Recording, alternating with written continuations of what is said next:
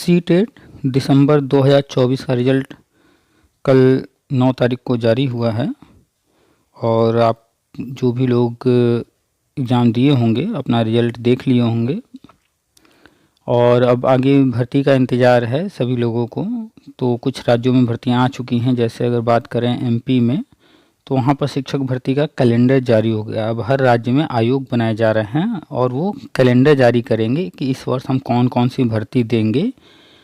तो कैलेंडर पूरा जारी करने के बाद पूरे वर्ष उसी के अनुसार सारी चीज़ें होंगी और जो भी भर्तियां आएंगी उनमें जो रिक्त पदों की गणना की जाएगी वो उस वर्ष रिटायरमेंट जो हो रहे होंगे, एक डेट निर्धारित होगा, उस डेट तक जो भी लोग रिटायर हो रहे होंगे तो उन पदों को भी गणना करके, उन पदों को जोड़ करके तब भर्तियां की जाएंगी, ताकि जो है वो पद जब रिक्त हों तो वेटिंग वालों को बुलाया जा सके या फिर नियुक्ति प्रक्रिया चल रही हो तो उन पदों को भी भरा जा सके। एक समस्या बीएड वालों के साथ बनी हुई है कि प्राइमरी शिक्षक भर्ती में वो आवेदन कर पा रहे थे, जो कि 2018 में एक गजट जारी हुआ था, उसके जारी होने के बाद, और 2023 में सुप्रीम कोर्ट ने उस गजट को रद्द कर दिया, ये कहकर कि इस गजट को जारी करने में कुछ कमियां हैं, एक मीटिंग होना था वो मीटिंग नहीं हुई है।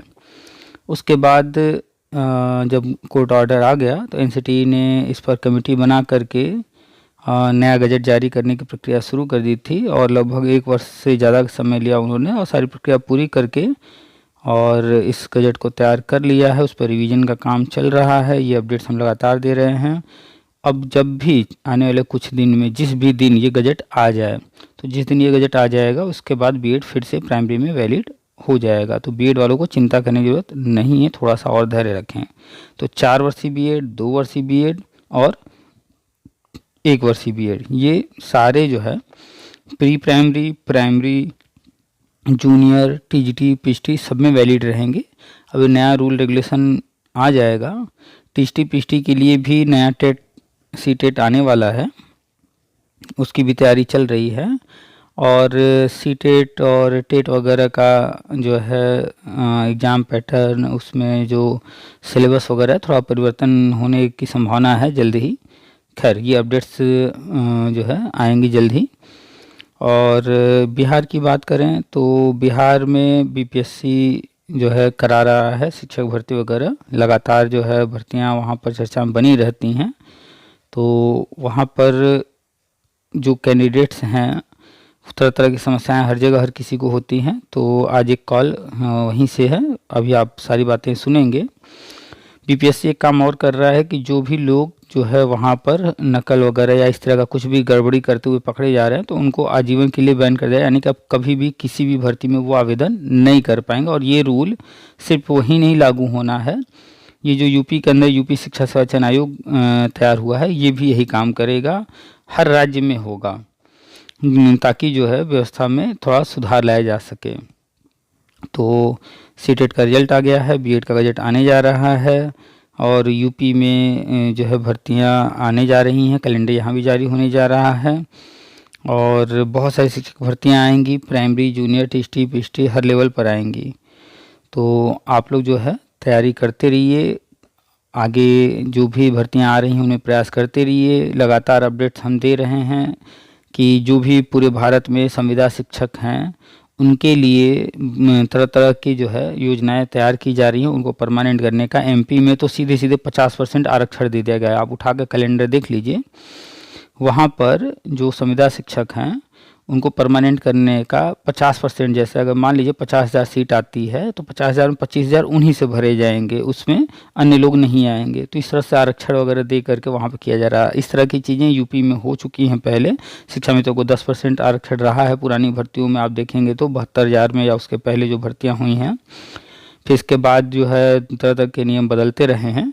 अभी केंद्र सरकार ने योजना बना रही है कि जैसे उत्तराखंड में जो भी टेट सी टेट पास कर लिए शिक्षा मित्र उनको उन्होंने वहाँ पर परमानेंट किया समय समय पर। तो ऐसे ही प्लानिंग है पूरे भारत में नई योजनाओं को लागू करने की। आप आज का अखबार देखेंगे तो 2-3 न्यूज़ खास तौर पे फोकस कीजिएगा। एक तो हो गया सी टेट वाला, आप देख लीजिएगा रिजल्ट क्या रहा, कैसा रहा। दूसरा ये कि सभी जो है विद्यालयों से आंकड़े जो है अपडेट करने को कहे जा रहे हैं कि आपके यहाँ कितने ट्रेंड शिक्षक हैं, टेट कितने टेट सी टेट पास हैं, क्या हैं। इन आंकड़ों को अपनी वेबसाइट पर अपडेट कीजिए और विभाग को जानकारी दीजिए। ये इसलिए किया जा रहा है कि अभी केंद्र सरकार करा रही है केंद्रीय विद्यालय, नवोदय विद्यालय, इन सबको, चूँकि शुरुआत वहीं से होता है, इसके बाद फिर राज्यों को कहा जाएगा और फिर प्राइवेट स्कूलों को भी कहा जाएगा। अब धीरे धीरे कड़ाई की जाएगी, प्राइवेट स्कूलों में मान वहाँ पर भी लागू किए जाएंगे, यानी वहाँ पर भी अब बिना ट्रेंड हुए, बिना बीएड बीटीसी वाले जो पढ़ा लेते हैं कि कहीं गांव देहात में स्कूल चल रहे हैं या कहीं भी रख ले रहे हैं, तो वो भी नहीं रह पाएंगे। तो स्कूलों में ट्रेंड शिक्षक ही रहेंगे और टेट को भी कंपलसरी एकदम कर देंगे, तो प्राइवेट में भी टेट सी टेट पास वाले ही रखे जाएंगे। अभी तक बिना टेट वगैरह के भी रख लिए जा रहे थे। तो आज आप अखबार देख लीजिए, इस तरह के जो है आंकड़े जुटाए जा रहे हैं, कहा जा रहा है अपडेट करने के लिए, ये इसी तरफ बढ़ रहे हैं। तो अखबार आप लोग पढ़ा कीजिए, अपडेट्स लिया कीजिए, ठीक है। और आप कोई भी बातचीत करना चाहते हैं, सामने नंबर है, ब्लिंक कर रहा है, आप नोट कर सकते हैं, सेव कर लीजिएगा पीके सर के नाम से। और इसी नंबर पर आप हमें व्हाट्सअप कर सकते हैं। ग्रुप से जुड़ना चाहें तो ग्रुप का लिंक मांग लीजिएगा, या कुछ अगर कहना चाहें, पूछना चाहें तो मैसेज कीजिएगा व्हाट्सअप पर। कॉल पर बात करना होगा तो आपको व्हाट्सएप पर मैसेज करके समय ले लीजिएगा, तो उस वक्त आपको जो है समय दे करके, जो समय दिया जाएगा उस पर बात हो जाएगी। और कोशिश क्या कीजिए कि जो भी बातचीत होती है पूरी बातचीत को ध्यान से सुना कीजिए। बहुत सारी चीज़ें हैं जो आप नहीं जानते हैं, नहीं समझ पाते हैं, तो ध्यान से सुनेंगे सारी बातें तो सब समझ में आ जाएंगी। बहुत सारी चीज़ें हैं जो आज भी चर्चा हुई है, तो आप चाहे किसी भी राज्य से संबंधित हो, पूरी बातचीत सुनिएगा, क्योंकि आप भी शिक्षक भर्ती में शामिल हो रहे हैं अपने राज्य में या अन्य राज्य में, तो आपको नियम जानना जरूरी है कि क्या वर्तमान में नियम है, क्या पहले नियम थे, क्या बदलाव हो रहे हैं। तो आज की जो पूरी बातचीत है, चलिए आपको सुनाते हैं। सामने नंबर है, नोट कर लीजिए। चैनल को सब्सक्राइब नहीं किए हैं तो कर लीजिए, बेल आइकन दबा दीजिएगा ताकि आपको आने वाली वीडियो की नोटिफिकेशन मिलते रहें। वीडियो को लाइक कर दिया कीजिए, फ्री है। और आपको जो भी कमेंट करना हो, कमेंट सेक्शन खुला हुआ है, ठीक है। चलिए, तो वीडियो को फटाफट और अन्य लोगों तक शेयर कीजिए, पहुंचाइए। चलिए अब सुनाते हैं आपको पूरी बातचीत। आप सभी का स्वागत है आपके अपने यूट्यूब चैनल टीपीए वर्ल्ड में। हेलो। हाँ, प्रणाम सर। हाँ प्रणाम, कौन? सर, मैं स्टूडेंट हूँ और आपका वीडियो मैं देखती हूँ, बीच बीच में देखते रहती हूँ। अभी भी आपका वीडियो पोस्ट हुआ है एक यूट्यूब पे। हम्म। सर, मेरा प्रश्न था कि 2011 में उस समय हम टेट क्लियर किए थे, बिहार से टेट क्लियर किए थे 6 to 8 बिहार का, हाँ। बिहार का। और लेकिन उस समय मेरा बीएड क्लियर नहीं हुआ था। बीएड अभी हम कंप्लीट किए हैं 22-24 में। ठीक है। तो क्या अब जो बीपीएससी टीआरई 4.0 आएगा तो हम अप्लाई कर सकते हैं उसमें? तो आपने जब बीएड कंप्लीट किया उसके बाद आपने टेट नहीं पास किया? नहीं, बीएड तो अभी 22-24 मेरा सेशन था तो अभी क्लियर हुआ है। अच्छा, और आप पहले का टेट पास हैं? पहले का, क्योंकि उस समय बीएड वैलिड नहीं, मतलब ये नहीं था बीएड की देना ही है हाँ तभी कोई हाँ, टीचर पहले था। बन सकता हाँ, है। पहले था ऐसा। हाँ। तो अभी जो रूल है वो ये कहता है हम्म कि जो भी टीचिंग प्रोग्राम जो भी आपने किया है कोर्स, हम्म उस कोर्स में आपने जिस दिन एडमिशन ले लिया, हम्म एडमिशन के बाद आप जो है टेट के लिए एलिजिबल हो गई। तो एडमिशन लेने के बाद एलिजिबल हो रही हैं, भले वो कंप्लीट हुआ हो ना हुआ उससे नहीं मतलब है। आपने हम्म एडमिशन ले लिया, उसके बाद टेट जो भी आप पास करेंगे वो सब वैलिड माना जाएगा। तो आपने अभी हाल ही में बीएड किया है, हम्म टेट ये बहुत पुराना है, पहले का है। हम्म। तो अब नए रूल के अकॉर्डिंग वो टेट तो काम नहीं आएगा, वो बहुत पुराना हो गया, आपको नया टेट पास करना पड़ेगा। लेकिन सर वो तो दिया था कि लाइफ टाइम उसका वैलिडिटी है ना? कोई भी टेट या सी टेट पास कर लिया, हम्म पास करने के बाद वो जो सर्टिफिकेट होता था, हम्म वो पहले था कि 5 साल तक ही रहता था, उसके बाद फिर वो एक्सपायर हो जाता था।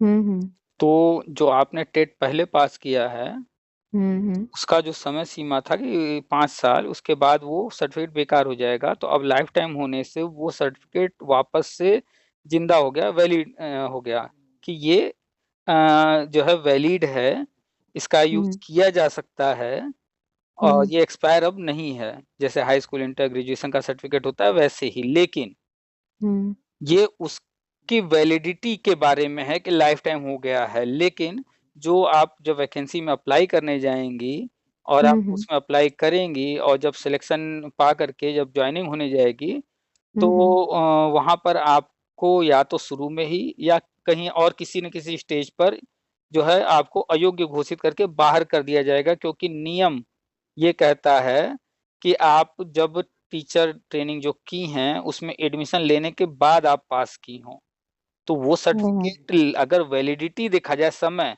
तो उस आधार पर वो आजीवन हो गया है। तो वो आपके ऊपर तो अप्लाई नहीं हुआ, आपका तो इनवैलिड हो गया ना, आपने तो ट्रेनिंग करने से पहले ही कर लिया था। ये तो उनके लिए ना आजीवन हुआ जो नियमतः सब कुछ सही हो जिनका। तो नियम तो ये कहता है कि आपने एडमिशन लेने के बाद पास किया हो। ये तो नया नियम आया है, परिवर्तन हो गया है। वो वाला सिस्टम खत्म हो गया ना कि जो है बिना बीएड या बीटीसी डीएलएड किए सिर्फ जो है टेट सीटेट उस वक्त आपने कर लिया, और उस वक्त बिहार में भर्ती हो रही थी, वो अलग चीज था उस वक्त।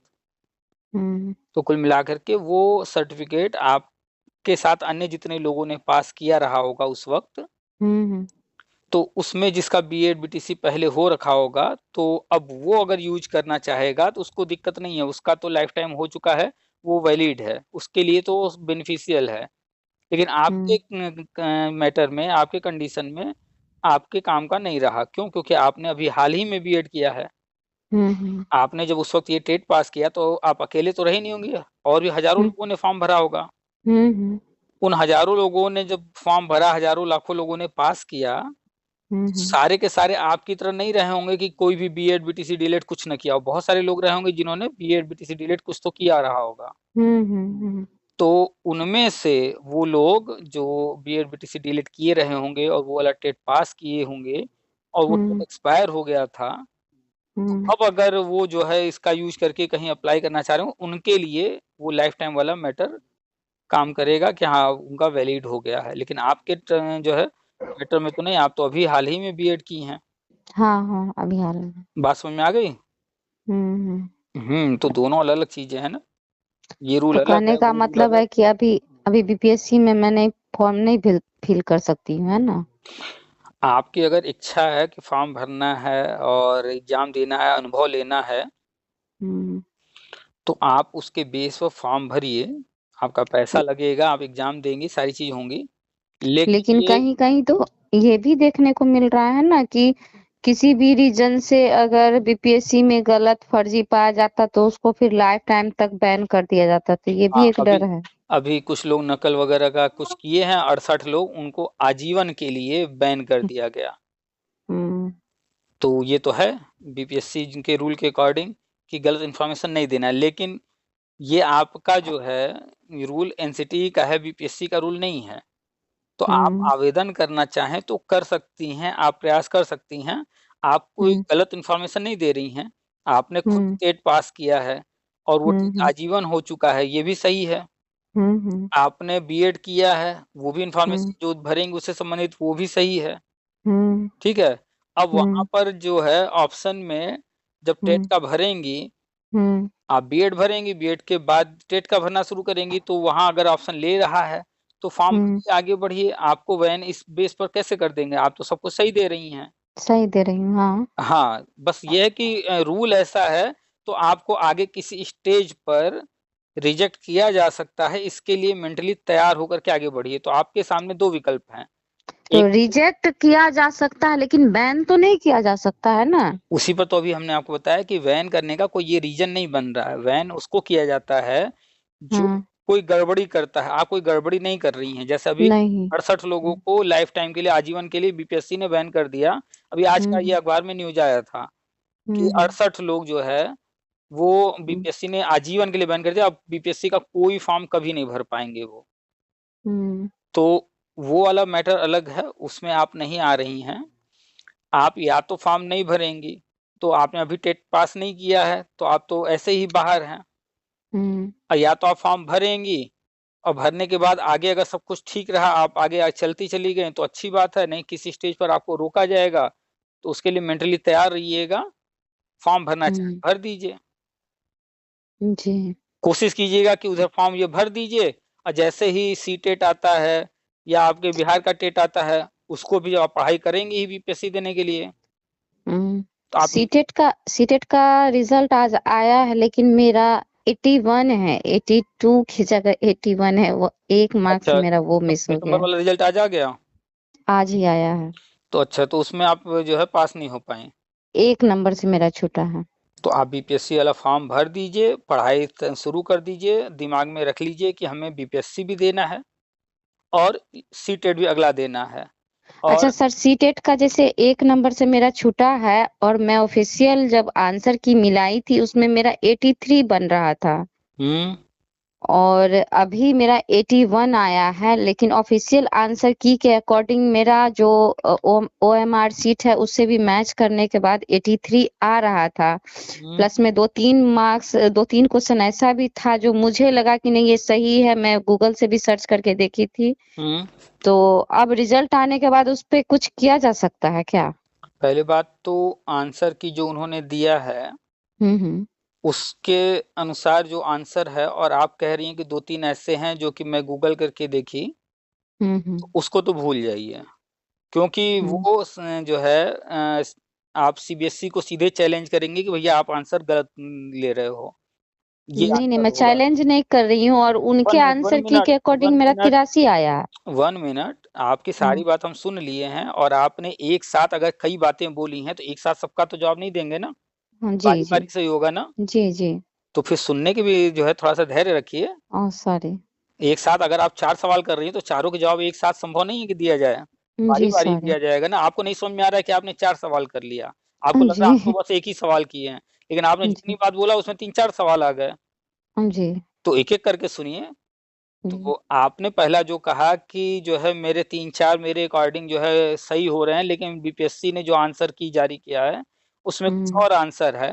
तो ये आप सीधे सीधे जो, अरे सीटेट ने, तो आप तो सीधे सीधे सीबीएसई को चैलेंज कर रही हैं। तो नहीं अगर नहीं, आप चैलेंज नहीं। अगर इस पर जाना चाहती हैं तो आपको फिर कोर्ट कचहरी करना पड़ेगा, वो अलग से चैलेंज करना पड़ेगा, वो आपकी मूर्खता हमारी नजर में होगी, जी जी। उससे कोई लाभ नहीं मिलने वाला है। जी जी, मैं नहीं करूंगी भी नहीं। हाँ, क्योंकि जो है कोई भी आपत्ति वगैरह के लिए वो लोग खुद ही टाइम देते हैं, उस टाइम के दौरान आपत्ति दर्ज करना होता है, और बाद में का कोई मतलब नहीं बनता है।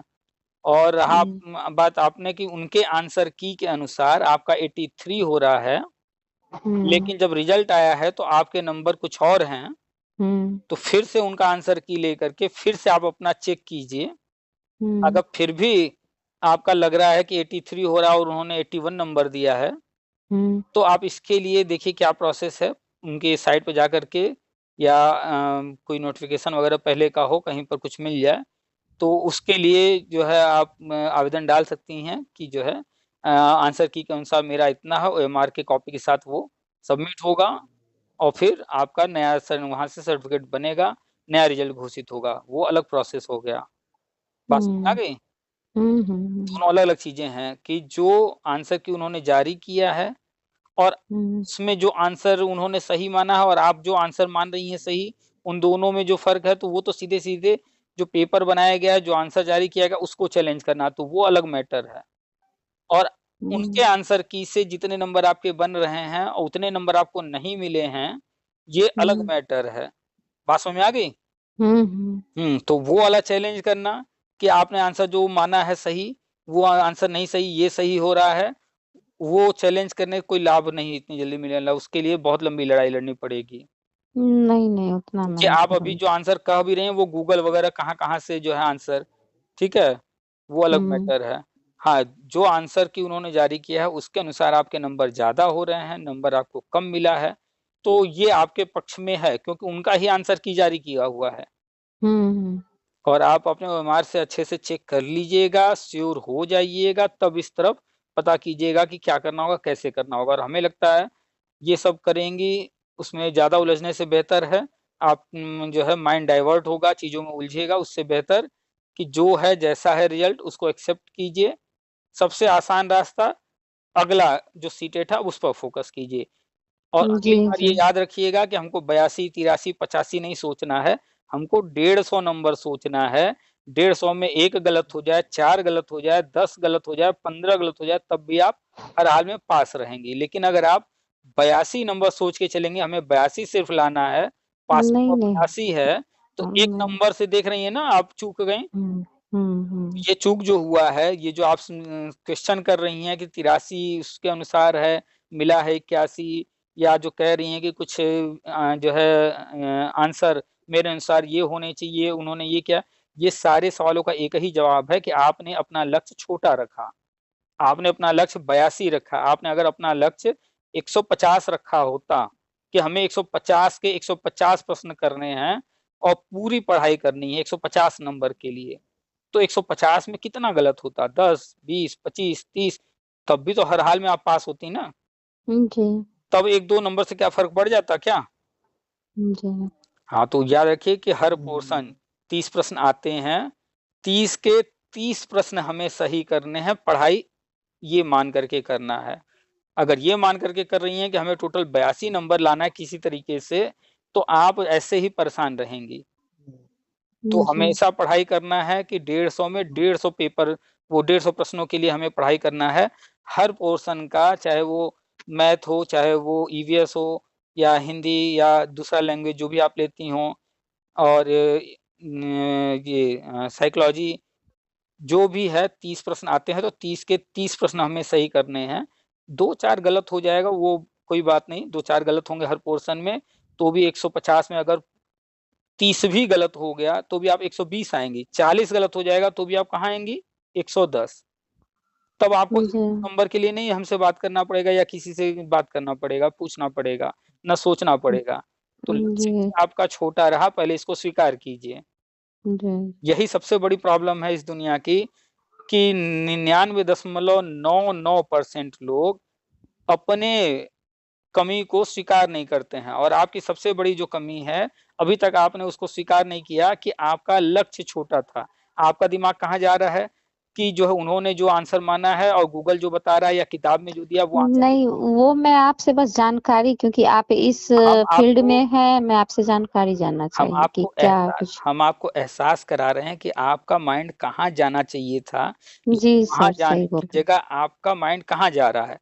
आप तलाश रही हैं कि किसी तरह 2-4 नंबर और मिल जाए तो हम पास हो जाएँ। ये 2-4 हम्म। नंबर या 1-2 नंबर जो आप जिसकी वज़ह से नहीं पास हो पाई हैं, आप उसको हासिल करने में दिमाग लगा रहे हैं, लेकिन आपका दिमाग जानना चाहिए कि आपने क्या गलती किया? सीबीएसई जी। ने क्या गलती किया है कॉपी चेक करने में?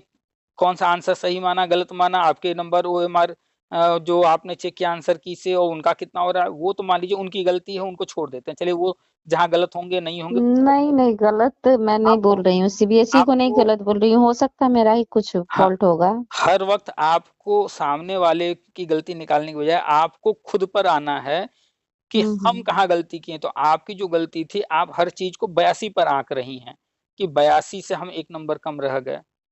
83 हमारा बन रहा है, 81 हमको मिला है। कुछ और आंसर जो है ऐसे नहीं, ऐसे होने चाहिए थे, ऐसा है। इन सब से बाहर निकल कर के आप सिर्फ़ एक चीज़ को स्वीकार कर लीजिए, सब सही हो जाएगा। और वो चीज़ है कि आपने अपना लक्ष्य 82 रखा था, जबकि लक्ष्य होना चाहिए था आपका 150।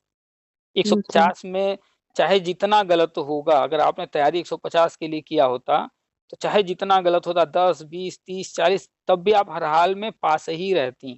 लेकिन आपका गलत कितना हो गया? 81 नंबर है तो कितने गलत हो गए आपके? हम्म।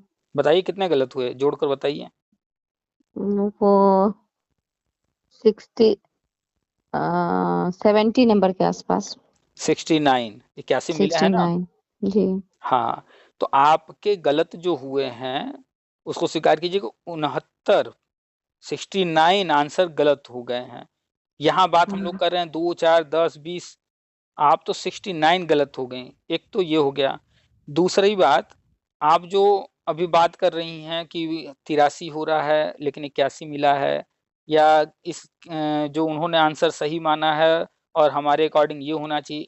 इन चीज़ों को छोड़ करके आप अपने दिल से बताइए कि जो 81 नंबर मिले हैं, क्या वो 81 प्रश्न के जो उत्तर दिए हैं, आप दावे से एकदम कन्फर्म होकर के 81 रंग करके आई हैं कि यही आंसर होगा, या डाउट भी था तब भी रंग दी ABC कुछ भी, और वो नंबर इत्तेफाक से तुक्का सही लग गया और सही हो गया, तो कुछ तुक्के के नंबर मिले होंगे, ऐसा भी तो होगा। कुछ क्वेश्चन ऐसे भी थे। हाँ, कुछ क्वेश्चन ऐसे भी थे, आपने अंदाजा से कि हमको तो ये वाला सही लग रहा है, आप कंफर्म नहीं थी कि यही हम्म होगा। एक होता है कि हम दावे से कह रहे हैं यही होगा आंसर, और एक होता है कि हम्म हमें ये वाला सही लग रहा है। दोनों में हम्म जमीन आसमान का फर्क है। दावा हम्म करना कि यही सही है, सिर्फ बाकी 3 गलत हैं, यही वाला सही हम्म है, ये आपके कॉन्फिडेंस को दर्शाता है। और ये कि हमें ये वाला सही लग रहा है, ये आपके कॉन्फिडेंस को नहीं, आपका कॉन्फिडेंस लो है यहाँ। तो ऐसे भी प्रश्न रहे होंगे जिनको आपको लगता होगा कि ये वाला सही लग रहा है, चलो इसको रंग देते हैं, और आपने रंग दिया, हम्म कॉन्फिडेंस नहीं था, और आपने हम्म उसको जब रंग दिया, इत्तेफाक से वही आंसर सही भी है, आपको जो लग रहा हम्म था, तो उसके भी नंबर मिले होंगे। तो ऐसे भी अगर 5 या 10 प्रश्न सही हुए होंगे, तो उन हम्म 5-10 नंबर को 81 में से माइनस कर दीजिए, आपके हम्म एक्चुअल नंबर उतने हैं। हम्म तो आप अभी लक्ष्य से बहुत दूर हैं। अब आप अपने लक्ष्य को 150 कीजिए, 150, ये भूल जाइए कि हम जनरल हैं, ओबीसी हैं, एससी हैं, एसटी हैं, जिस भी कैटेगरी से हैं आप, 82 हैं तो मतलब ओबीसी, एससी, एसटी, तो आप जो भी आरक्षित वर्ग में आती हैं, आरक्षण का लाभ तो मिल बिरासी जाएगा। बिरासी बिरासी जनरल फीमेल फीमेल में सबको 82 पे ही पास है।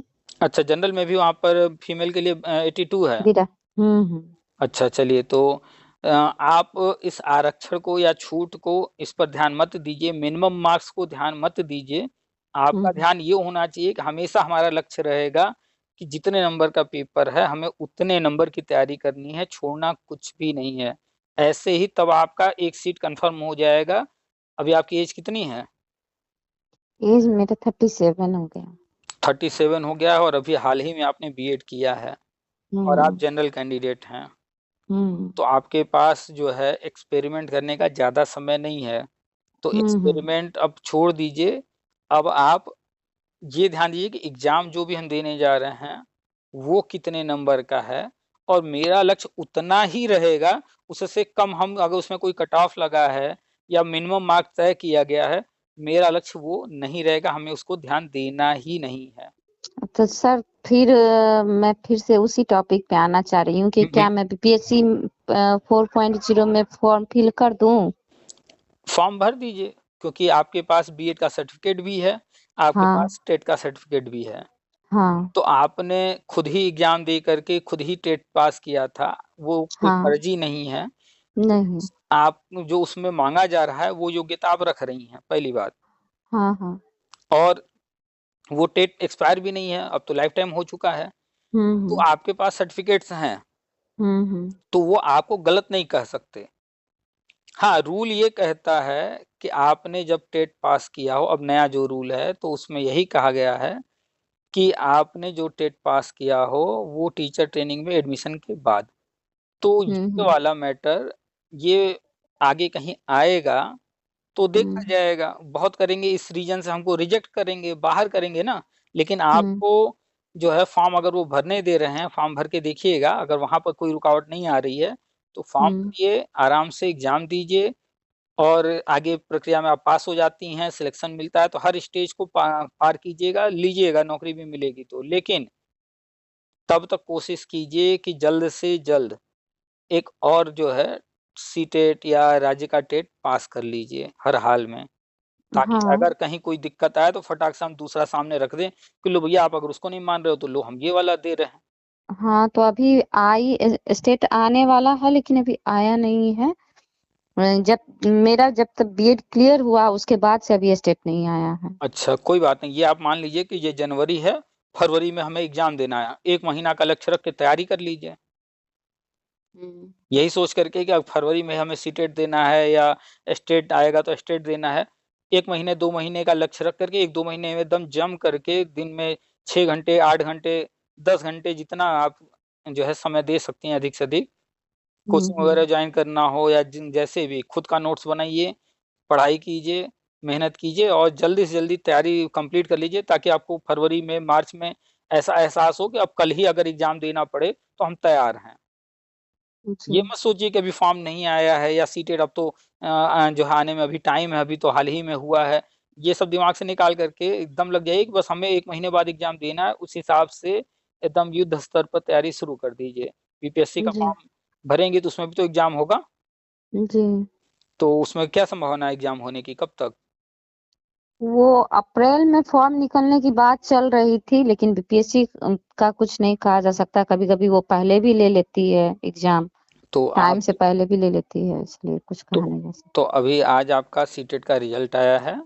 इस हुँ, रिजल्ट ने आपको बता दिया है कि चलिए 1-2 नंबर को ध्यान न दिया जाए। तो आपकी जो तैयारी है इस वक्त फिलहाल, वो तैयारी अभी 81 नंबर मिले हैं, इसमें 5, 10, 15 नंबर तुक्के वाले होंगे, उनको छोड़ दिया जाए हुँ, तो आपकी तैयारी लगभग अभी 60-70 के आसपास नंबर की है। 60-70 जी, नंबर, जी, 60-70 का मतलब हो गया 150 में 50% भी तैयारी अभी नहीं है, हुँ, यानी कि अभी आपका 40-45% तैयारी है। हुँ, 40-45% की तैयारी में कोई भी सिलेक्शन किसी भी भर्ती में कहीं भी आज की तारीख में नहीं हो रहा है। हुँ, चाहे वो बिहार की भर्ती हो, चाहे अन्य राज्य की हो या केंद्र की हो, कोई रिजल्ट उठा के देखिए, 40-45-50% पर तो कोई भर्ती अब हो ही नहीं रही। अब जो भी हो रहा है, कट ऑफ जहाँ का भी आ रहा है तो 60% के आसपास तो कट ऑफ ही चला जा रहा है मिनिमम, और हुँ, सिलेक्शन जो हो रहा है उसके ऊपर ही हो रहा है, 70, 75, 80% वालों का। तो अभी जो तैयारी है वो आपका जो है स्टार्टिंग स्टेज है, मान के चलिए कि अभी आप जो है बिल्कुल स्टार्टिंग में हैं। आपको अभी बहुत तैयारी करने की ज़रूरत है। इस चीज़ को इस तरह से देखते हुए अगली तैयारी में लग जाइए। पहले लिस्ट बनाइए कि आगे आपको क्या-क्या देना है एग्ज़ाम। तो सीटेट देना है, आपको एस्टेट देना है, बीपीएससी देना है, और जो भी जी, देना है, पहले एक पेज पे लिखिए कौन-कौन से एग्ज़ाम्स आपको देने हैं। फिर नेक्स्ट पेज पर उन एग्ज़ाम्स को देने के लिए किस एग्ज़ाम में कौन-कौन से विषय पढ़ने हैं। फिर एक और पेज तैयार कीजिए कि उन विषयों का सिलेबस क्या है, हर विषय का अलग-अलग क्या-क्या चैप्टर पढ़ना है उसमें। फिर तैयार कीजिए कि हर विषय के लिए कौन-कौन सी किताबें मेरे पास होनी चाहिए, कौन से यूट्यूब चैनल से हम पढ़ाई करेंगे, क्या चीज़ कैसे जो है पढ़ना है। उसके बाद एक टाइम टेबल बनाइए 24 घंटे का अपना, फिर एक टाइम टेबल बनाइए अपना 1 हफ्ते का कि किस दिन कौन-सा विषय किस समय पढ़ेंगे, किस विषय को कितना समय देना है। 5-10 पन्ने इस तरह से लिख-लिख करके हर चीज़ स्ट्रेटजी अपने दिमाग में मत रखिए, कागज़ों पर लिख करके दीवार पर चिपका दीजिए जो-जो बोले हैं हम। बात जी, समझ आ रही है कि हमें कौन-कौन से जी, एग्ज़ाम देने हैं, वो लिख करके सामने दीवार पर चिपका दीजिए। जी, भले 4 एग्ज़ाम हों, लेकिन चारों एग्ज़ाम के नाम लिख करके दीवार पे चिपका दीजिए कि हमें इसी पर फ़ोकस करना है, इससे डाइवर्ट नहीं होना है। फिर चारों एग्ज़ाम को फिर जो है अलग-अलग लिख करके कि इस एग्ज़ाम में कौन से विषय पढ़ने हैं, इसमें कौन से विषय पढ़ने हैं, वो पूरा लिख लीजिए। एक कागज़ पे लिख करके उसको चिपका दीजिए। इसके बाद जो है उसका सिलेबस लेकर के तैयार कर लीजिए। इसके बाद टाइम टेबल अपना डेली का 24 घंटे का, फिर हफ्ते का किस दिन जो है किस समय में क्या पढ़ना है, सारी चीज़ें लिख-लिख करके कमरे में दीवारों पर चिपका दीजिए। दीवार खराब होता है कोई बात नहीं, खराब होने दीजिए। दीवार पर जब चिपका देंगी तो आपको वो याद दिलाता रहेगा कि इतना स्ट्रेटजी आपने प्लान किया है, ये सब आपने स्ट्रेटजी बनाया अपने लिए। फिर फ़ोकस होकर के उसी स्ट्रेटजी को फ़ॉलो कीजिएगा, उससे भटकिएगा नहीं, ठीक है? जी, अभी से लग थैंक जाइए कि अगले 6 महीने में हमको हर चीज़ जल्दी से जल्दी हासिल करना है, तो अगले 6 महीने का हमारा एक-एक दिन का हिसाब रहना चाहिए, जी, ठीक है? Thank you sir. चलिए तो सर रखिए सर एक एक और रिक्वेस्ट है कि इस हम बातचीत को यूट्यूब पे नहीं डालते तो मेरी देखिए तरफ से एक रिक्वेस्ट था। जब बातचीत को यूट्यूब पर डालते हैं और आप सुनती हैं, तभी तो हाँ, आपको हाँ। जानकारी मिली। वो तो सही है। अब एक्चुअली हम बातचीत के सीटेट दौरान से रिजल्ट और बातचीत के दौरान कहीं आपने अपना नाम अगर बोला होगा, तो उस नाम को हटा देंगे, आपकी पहचान हट जाएगी, तो कोई जानेगा नहीं, नहीं नहीं, कौन। एक्चुअली हम सीटेट के बारे में जब बात किए कि वहाँ ऑफिशियल की से था 83 आ रहा था, हुँ, मुझे हुँ, 81 मिला। हुँ। तो वो टॉपिक अगर बाय द वे किसी को हर्ट कर गया या फिर ये नहीं, ऐसा कुछ नहीं है, आप उसकी एक बेफ़िक्र दूसरे के रहिए। थ्रू नहीं, नहीं, सुनिए, पहली बात देखिए, जो चीज़ें आपके मन में आ रही हैं, ऐसे ही बहुत सारे अन्य लोग होंगे जो कन्फ्यूज़ होंगे। जब वो बातें हुँ, सुनेंगे, तभी तो उनको भी समझ में आएगा। अब हर कोई तो हमसे बात नहीं कर रहा है, लेकिन यूट्यूब पर डालते हैं, तो 4000, 6000, 5000, 10,000 जो भी लोग देखते हैं, कम से कम उनको भी तो ये बातें समझ में आती हैं। और प्रॉब्लम कहाँ होती है, चाहे आपको या हमें, हमको आपको प्रॉब्लम तब होगी जब हम लोग कुछ ऐसा गलत बात किए हों, किसी के खिलाफ बात किए, उल्टा-सीधा। नहीं, वो सीटेट के बारे में मैं बोली हूँ, तो ऐसा ना नहीं, हो उसके लिए कि ये उसके लिए चीज़। बेफ़िक्र रहिए, उसमें कोई दिक्कत नहीं है, उससे कुछ नहीं होने वाला है, हम लोग ऐसी कोई बात नहीं किए हैं। और इस चीज़ को पॉज़िटिव लीजिए कि आपकी बातचीत जो है यूट्यूब पर जाती है, तो उससे किसी अन्य व्यक्ति को, अन्य लोगों को लाभ मिलेगा, तो ये आपके माध्यम से एक अच्छा काम होगा, इसको नेगेटिव मत लीजिए, ठीक है? जी, हाँ, जी, और हमारे आपके बीच में ऐसी कोई बातचीत नहीं हुई है, जिससे आपको या अन्य कहीं किसी को कोई दिक्कत आने वाली हो, ठीक है? जी, थैंक यू बाकी सर। पर हम कोशिश करते हैं कि पहचान जो है वो हाइड कर दें। अगर कहीं पर बातचीत ऐसी हुई होगी जहाँ आपने पहचान बताई होगी, उसको हम हटा देंगे। नहीं, नहीं, ऐसा तो मैं कोई पहचान शायद नहीं बोली हूँ। चलिए, हाँ, तो कोई दिक्कत नहीं है। हम लोग जी, भारत में रहते हैं और भारत में अभिव्यक्ति की आज़ादी है, और जी, हम लोग अपने समस्या और अपने जो है, जो भी अन्य चीज़ें हैं, उस पर बातचीत कर रहे हैं। और हुँ, ये चर्चा हो रही है, हम लोग किसी के खिलाफ ऐसा कुछ नहीं कर रहे हैं, तो इसमें हुँ, कहीं भी जो है परेशान होने की ज़रूरत नहीं है, ठीक जी, है? चलिए, जी, बेफ़िक्र रहिए। जी, चलिए, थैंक यू ठीक। सर। वेलकम। प्रणाम। प्रणाम।